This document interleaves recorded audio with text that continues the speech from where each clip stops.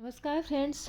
गंगा के किनारे बने एक आश्रम में महर्षि मुद्गल अपने कई शिष्यों को शिक्षा प्रदान किया करते थे। उन दिनों वहाँ मात्र 2 शिष्य अध्ययन कर रहे थे। दोनों शिष्य काफ़ी परिश्रमी थे और वे गुरु का बहुत आदर करते थे। महर्षि उनके प्रति समान रूप से स्नेह रखते थे। आखिर वह समय भी आया जब दोनों अपने अपने विषय के पारंगत विद्वान बन गए, मगर इस कारण दोनों शिष्यों में अहंकार आ गया। वे स्वयं एक दूसरे से श्रेष्ठ समझने लगे। एक दिन महर्षि स्नान करके पहुँचे तो देखा कि अभी आश्रम की सफाई नहीं हुई है और दोनों शिष्य सोए हुए हैं। उन्हें आश्चर्य हुआ क्योंकि ऐसा पहले कभी नहीं होता था।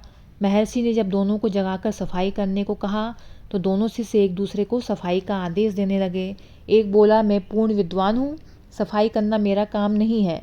इस पर दूसरे ने जवाब दिया, मैं अपने विषय का विशेषज्ञ हूँ, मुझे भी ये सब शोभा नहीं देता। महर्षि दोनों शिष्यों की बातें सुन रहे थे। उन्होंने कहा, ठीक कह रहे हो तुम लोग, तुम दोनों बहुत बड़े विद्वान और श्रेष्ठ भी हो। यह कार्य तुम दोनों के लिए उचित नहीं है, यह कार्य मेरे लिए ही ठीक है। गुरुजी ने झाड़ू उठाई और आश्रम की सफाई करने लगे। ये देखते ही दोनों शिष्य मारे शर्म के पानी पानी हो गए। गुरु की विनम्रता के आगे उनका अहंकार पिघल गया।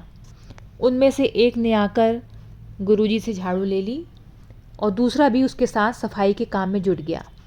उस दिन से उन दोनों शिष्यों का व्यवहार पूरी तरह से बदल गया। तो इस कहानी से हमें ये सीख मिलती है कि बड़ों की बातें हमेशा मानें और जीवन में सीखने के लिए विनम्र होना ज़रूरी है। तो ये कहानी हमें बताती है कि विनम्रता महान बनाती है।